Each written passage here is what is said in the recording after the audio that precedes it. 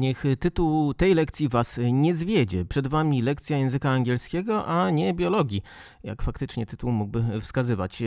Dobry wieczór, dzień dobry, pani Aleksandra Kowalska w studiu kujawsko-pomorskiej e-Szkoły. Zrobiliśmy czary mary. Jest, bo nie było jej przez chwilę.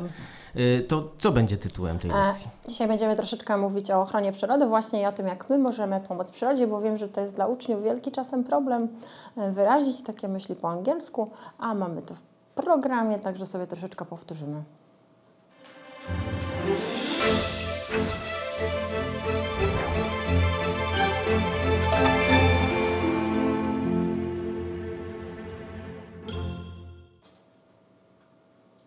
Hello guys, welcome to my lesson.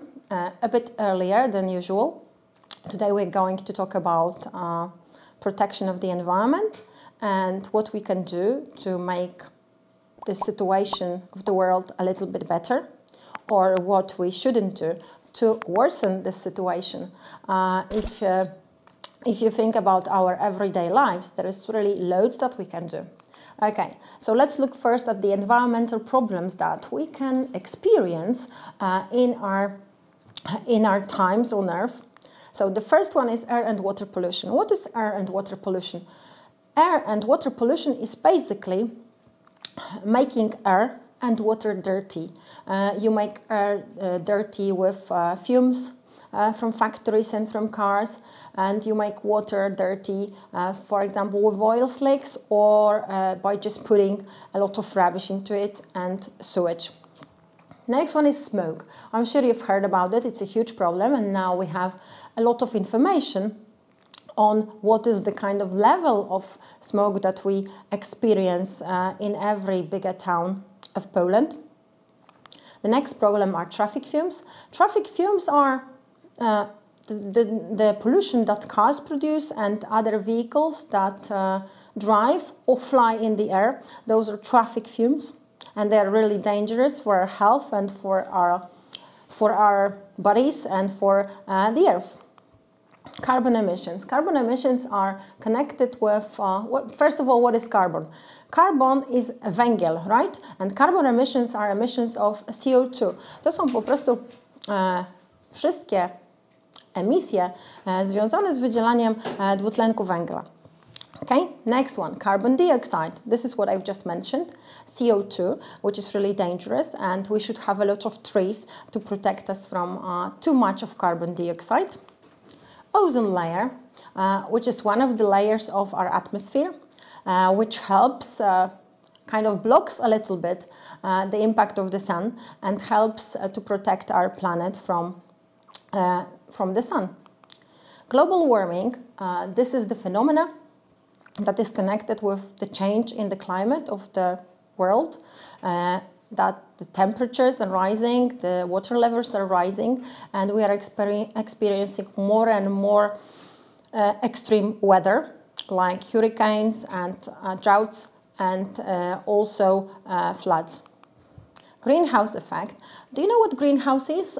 When you want to plant some flowers, maybe some fruits, some vegetables, and they need a lot of sun and a lot of warm air, we put them in a greenhouse. A greenhouse is a kind of structure made of glass in which we grow vegetables and plants, and this is greenhouse. What about greenhouse effect? Greenhouse effect is when our Earth is kind of like in a greenhouse, and therefore the temperature is rising, and we have experienced the same kind of effect, which is not really good for our Earth because of the fact that the ice of the Arctic and the Antarctic can melt, and the level of the sea can rise, and there can be a lot of destruction, and of course our climate changes. Unleaded petrol. This is something actually that we should use. Unleaded petrol is petrol without lead. To jest benzyna bezołowiowa i myślę, że już bardzo mało mamy samochodów, które by używały jeszcze tak zwanej ropy. Mam nadzieję, że wszyscy moi znajomi jeżdżą na unleaded petrol albo na prądzie po prostu. Okay, so this is very important to keep our earth clean. Endangered species. Endangered species are animals or plants which are in danger of extinction, which can die out because there are so few of them, and we can't stop this process even by putting them in zoos. Later I will show you an example. Extinct species are species which actually have died out not a long time ago because of the fact that the climate changed, some situations changed for them and they couldn't live anymore, or people basically hunted them, which is also not a good idea. Acid rains. Sometimes there is a special kind of rain which can destroy wildlife. It's called acid rain, kwaśny deszcz. Kiedyś ich było więcej, już teraz ich mamy coraz mniej na szczęście. Fossil fuels. Fossil fuels are fuels like coal, then petrol, and wood, something which cannot be, which cannot be reused. To są paliwa stałe, ich nie można użyć ponownie, one się łatwo zużywają w przeciwieństwie od tak zwanych renewable energy sources, czyli odnawialnych źródeł energii. Waste is what we produce that we don't need, that is kind of a side effect of our life. Okay? Odpady. Oil spills. Sometimes when a tanker, a big ship, has a problem in the sea, the oil that it transports spills around and creates an oil slick, which is very difficult to get rid of, and it affects the lives of the marine wildlife and the birds, not only the fish. And people have to really help animal life to get rid of this problem. Destroying rainforest. I told you that we need a lot of forest to get rid kind of carbon dioxide, right? And unfortunately, we destroy a lot of rainforests, and therefore the lungs of Earth, which are in the Amazon, are kind of dying out as well, so we should pay attention to it as well. Natural disasters. Because of those all climate changes, because of greenhouse effect, global warming, and ozone layer disappearing, we experience more and more natural disasters, which are basically the effect of imbalance of the world. And climate change, that's what I mentioned before. Okay, and now let's look at some problems. This is actually deforestation. You can see how this place looked some time ago and how it looks now. A lot of trees have been cut down to provide place for for example, for farms or for factories. This is what happens in the Amazon. Here you can see Warsaw in smoke, which is a huge problem in Polish cities. And I don't know if you realize, but the biggest problem is in Krakow and in this area. And this is a picture of an oil slick. A tanker kind of had a huge problem, and it crashed into some kind of underwater rocks, and we have a huge oil slick here, which is a big problem, and we can't really get rid of it completely. It will take years. This is one of the endangered species, a panda. Maybe you not realize that it's endangered, but it actually is on the list of endangered animals, and it may die out, so we should protect pandas as well as we can. And here I've used some pictures of the extinct animals. I didn't want to talk about dinosaurs because everybody realizes that dinosaurs are extinct for a longer time, but those species here, the dodo, Tasmanian wolf, mammo, passenger pigeon, are those which have died out not so long ago, and we don't realize it. So we should protect, basically, our wildlife too. And how to protect our planet. So let's look at some do's and don'ts. First of all, throw your rubbish into appropriate places. Don't litter all over the place. Use rubbish bins. Sort your rubbish. And reuse bags and containers. So please don't use plastic bags. Use canvas bags, or at least paper bags, and some reusable containers instead of those made of plastic. Use the 3R strategy. Reduce, reuse and recycle. Zmniejsz, użyj ponownie i wykorzystaj ponownie. Save water. Take showers instead of baths. Use public transport, walk or ride a bike. Don't drive your car. Buy local products. In this way, you reduce your ecological carbon footprint because you don't eat products which need a lot of transportation, a long-distance transportation. Plant trees and use paper instead of plastic containers. Don't use plastic bags. Use energy-saving light bulbs.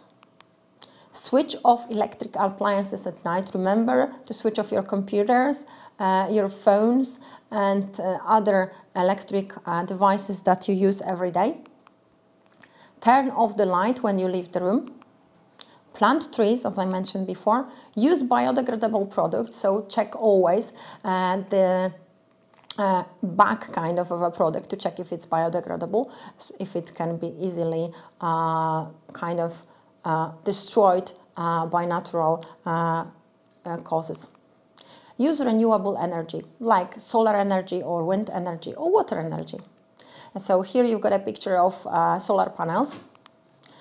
These containers are known to everybody. These are the containers for sorting rubbish, and I'd like to tell you a bit of curiosity. In Germany, there is actually a job which is called garbage detective, and those people check if you can sort your rubbish properly, and if you don't, you get a huge fine. And I think it's a very good idea to introduce it in Poland as well. Okay, and here you've got the logo, reduce, reuse, and recycle. So whenever you see those symbols, you know what they mean. Okay, so let's look at some do's and don'ts, and let's look at the exercise. So first of all, on one side we have what we shouldn't do, what we don't do, and on the other side we've got what we should do. So what we shouldn't do. So let's not hunt animals, use coal, leave rubbish behind, waste electricity, use car, and what we should do. Recycle what? Recycle, of course, waste. Cycle more often, help animals in the winter, use unleaded petrol or fuel, and use solar and wind power. Okay, so those are some do's and don'ts that you can use, for example, in your longer piece of writing. Okay, and now I'd like you to think about the sentences and decide if they are true or false. People should use fossil fuels to protect the environment. Ludzie powinni używać paliw stałych, żeby chronić środowisko. Czy to jest prawda? Nie sądzę. It's false. Endangered species are animals which will soon die out. Zagrożone gatunki to zwierzęta, które wkrótce umrą. Yeah, this is true. People shouldn't litter in the forests. Ludzie nie powinni śmiecić w lasach. That's obvious. It's also true. Traffic fumes cause water pollutions. Czy dymy, spaliny powodują zanieczyszczenie wody? No, it's false. Global warming and greenhouse effect are dangerous to our planet. Globalne ocieplenie i efekt cieplarniany są niebezpieczne dla naszej planety. This is of course true. And smoke is a type of air pollution. Oczywiście, this is also true. And let's look at the exercise. Słuchajcie, to ćwiczenie wziąłam sobie ze starego, co prawda, podręcznika, bo to jest podręcznik jeszcze gimnazjalny. Podręcznik z testami wydawnictwa Pearson. I chciałam, żebyśmy sobie spojrzeli na takie zadanie, bo dokładnie takie zadanie możecie też spotkać na egzaminie ósmoklasisty. Może najpierw sobie przeczytamy cały ten tekst, a potem wybierzemy prawidłową odpowiedź A, B lub C. Okay, for the last few years, local councils around Britain have introduced new laws about dustbins. The lids of bins must now be fully closed when they are put out to be emptied. People whose bins are too full and who can't close the lid properly can be fined up to £100. At the same time, bin emptying has changed from once a week to once every 2 weeks. We understand what government wants. It wants us to produce less waste. That's fine and a good thing, but why introduce a new law which makes people's lives more difficult? Supermarkets still sell food with too much packaging. Toys still come in huge plastic boxes. The government's answer to this is that paper and plastic can and should be recycled. But how many recycling bins are there? Not many. It's easy for people who own cars and can drive to their nearest recycling area, but this means more car journeys and more pollution. It doesn't seem to be the best way to protect the environment. And what about people without cars? Should they carry their recycling bags on the bus? We agree with the government that there should be less waste. We disagree on how we can achieve this. No to jak widzicie, cały ten tekst jest taką polemiką z nowym zarządzeniem rządu, jakiegoś lokalnego administracyjnego organu, że zmienia się prawo dotyczące tak jakby sortowania śmieci. Trzeba dokładnie zamykać pokrywki i jeszcze pokrywki od śmietników i do tego jeszcze będą opróżniane 2 razy rzadziej. I obok mamy pytania i trzeba by się zastanowić, jakie są na nie odpowiedzi. Na podstawie całego tekstu możemy wyciągnąć wniosek dotyczący pierwszego pytania. The writer doesn't understand why, czyli autor nie rozumie dlaczego. People don't close the lids of bins properly, czyli ludzie nie zamykają tych śmietników prawidłowo. The government has changed the law. Rząd zmienił prawo. We produce so much waste. Czego nie rozumie ten autor? No właściwie autor nie rozumie, dlaczego rząd zmienił prawo. A dlaczego tego nie rozumie? Mieliśmy tutaj podanego coś w pierwszym akapicie pod koniec. That's fine and good thing, but why introduce a law which makes people's lives more difficult? Ale dlaczego wprowadzać prawo, które sprawia, że życie ludzkie jest trudniejsze? Okay?